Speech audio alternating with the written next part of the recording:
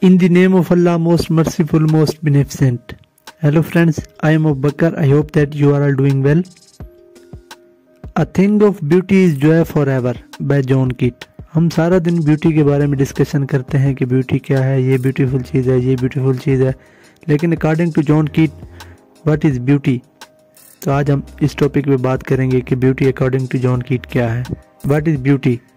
Extreme level of happiness. Beauty की वैसे काफ़ी डेफिनेशंस हैं, काफ़ी चीज़ें हैं ब्यूटी में। सेल्फ लव भी है, इस ब्यूटी एक आर्ट भी है, ब्यूटी एक फीलिंग भी है, लेकिन जो कंक्लूजन ये है कि एक्सट्रीम लेवल ऑफ हैप्पीनेस, इतनी खुशी मिल जाए कि उससे ज़्यादा खुशी के आने में अगर हमारी फीलिंग चेंज ना हो तो दिस इज़ कॉल्ड ब्यूटी। लेकिन हम बात करेंगे जॉन कीट के मुताबिक। जॉन कीट का इंट्रोडक्शन देखते हैं। जॉन कीट कौन थे? He was an English prominent poet, second generation. Romantic poet जो थे वो दो जनरेशन में क्लासिफाइड थे, एक फर्स्ट जनरेशन और दूसरी सेकंड जनरेशन। सेकंड जनरेशन में पी शेले, लॉर्ड बैरन और ये सब थे, और उनमें जॉन कीट प्रोमिनेंट थे। ये उनके बारे में कुछ है इंफॉर्मेशन, अगर आप देखना चाहें तो वीडियो को पॉज करके देख लें। ट्यूबरक्लोसिस की वजह से डेथ हुई, लेकिन मैं एंड में एक बात ये कहूँगा कि Keats devoted himself entirely to the worship of beauty. Keats की पोएट्री का जो सब्जेक्ट है वो ब्यूटी है। वो सोशल, पॉलिटिकल, रिलीजियस इश्यूज को इग्नोर करते थे।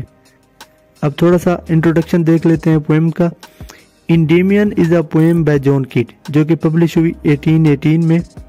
तो ये उससे कुछ ली गई, इंडेमियन से कुछ ली गई लाइंस हैं जो उन्होंने थॉमस चेटरटन के लिए लिखी, जो वो शुरू होती हैं I think of beauty is joy forever. Endymion poem की कुछ लाइंस हैं ये।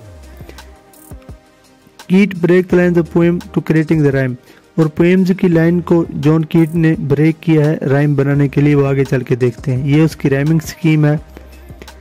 अगर हम सेंट्रल आइडिया की बात करें इस पोएम की, तो वो beauty of nature with relation to humans, ये सेंट्रल आइडिया है इस पोएम का।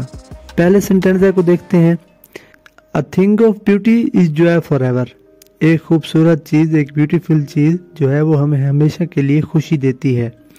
इट्स लवलीनेस इंक्रीज, इसकी खूबसूरती में इजाफा होता है। It will never pass into nothingness, nothingness का मतलब है ख़त्म होना। ये वक्त के साथ ख़त्म नहीं होती, but still will keep a bower, bower का मतलब है घना दरख्त। Quiet for us and sleep, full of sweet dreams, health and quiet breathing. लेकिन वो कहते हैं कि ब्यूटी एक घने दरख्त की तरह है हमारे लिए, जिससे हमें अच्छी नींद मिलती है, स्वीट ड्रीम्स मिलते हैं, अच्छी सेहत मिलती है और हम सुकून का सांस ले सकते हैं। वो कहते हैं कि देयर फॉर ऑन एवरी मोरो, मोरो का मतलब है नेक्स्ट मॉर्निंग, रेदिंग का मतलब है किसी चीज़ को लपेटना, फ्लावरी बैंड है फूलों का गुच्छा। फिर वो कहते हैं कि ब्यूटी हमें on every morrow are we wreathing a flowery band to bind us to the earth. वो कहते हैं कि ब्यूटी एक फूलों के गुच्छे की तरह है जो हमें हर आने वाली सुबह ज़मीन के साथ जोड़े रखती है। तो इसमें होप का एलिमेंट है कि हम ये भी कह सकते हैं कि ब्यूटी इज़ अ होप, या ब्यूटी गिव्स अस होप।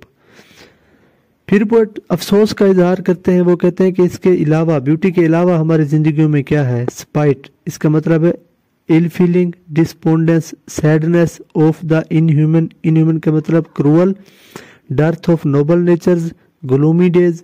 कहते हैं कि अगर ब्यूटी ना हो तो ब्यूटी के बाद जो हमारे पास बचता है वो इल फीलिंग है, सैडनेस है, क्रूअल चीज़ें हैं, dearth of noble nature, noble लोगों की कमी है, हमारी ज़िंदगी के दिन जो हैं वो ग्लूमी हैं, सैड डेज हैं।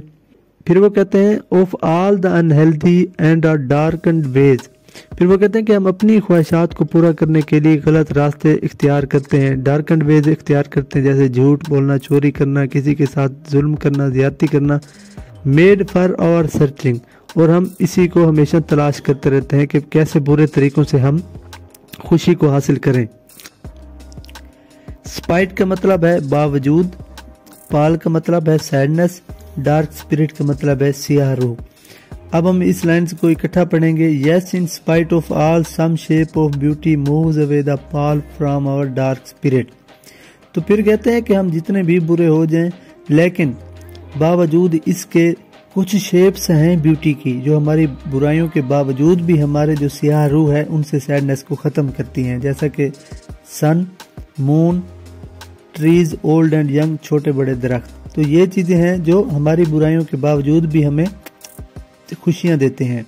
स्प्राउटिंग अ शेडी बोन, ये नेक्स्ट स्टैंजा के साथ इसे हम जोड़ेंगे। स्प्राउटिंग का मतलब है खिलना, शेडी का मतलब छोटे सायादार पौधे, बून का मतलब है ब्लेसिंग। लेकिन ये जो छोटे सायादार पौधे हैं ये भी ब्लेसिंग हैं। किस चीज के लिए? फॉर सिंपल शीप्स, भेड़ बकरियों के लिए। Daffodils are the type of flowers. फिर वो कहते हैं कि ब्यूटी है and such are daffodils with the green world they live in. फिर वो डैफोडिल्स को ब्यूटी कहते हैं जो कि ग्रीन वर्ड में रहते हैं। एंड क्लियर रिल्स, और छोटे पानी के झरने जो पहाड़ों से पानी बहता है उसे क्लियर रिल्स कहते हैं। कवर्ड का मतलब है सीक्रेट, राज छुपाना, और गेंस्ट का मतलब है फायदा देना। क्लियर रिल्स जो हैं वो भी हमारे लिए एक ठंडक का राज है जो हमें गर्मियों के मौसम में फायदा देते हैं। आगे वो कहते हैं the mid forest brake. Brake ferns का एक पौधा है, उसकी जो तह होती है उसे ब्रेक कहते हैं। द मिड फॉरेस्ट ब्रेक, जंगल के दरमियान जो फर्म्स के पौधे हैं। फर्म्स, अब लास्ट स्टैंजा की लाइन को इसके साथ जोड़ेंगे। जो फर्म्स के पौधे हैं वो रिच हो रहे हैं। फेयर मस्क रोज का मतलब है गुलाब की एक टाइप है। ब्लूम्स का मतलब खिलना। तो एक्चुअली वो ये कहना चाह रहे हैं जो फर्म्स के पौधे हैं उनकी खूबसूरती ज्यादा हो रही है क्योंकि उनके दरमियान जो मस्क रोज हैं वो भी खिल रहे हैं। फिर आगे वो कहते हैं कि such too is grandeur of dooms. अब ब्यूटी को वो एक और फॉर्म में लेकर जा रहे हैं। ग्रैंडियर का मतलब है इंस्पिरेशन, डूम्स का मतलब है लड़ाइयाँ, जंगें जो पहले हुई।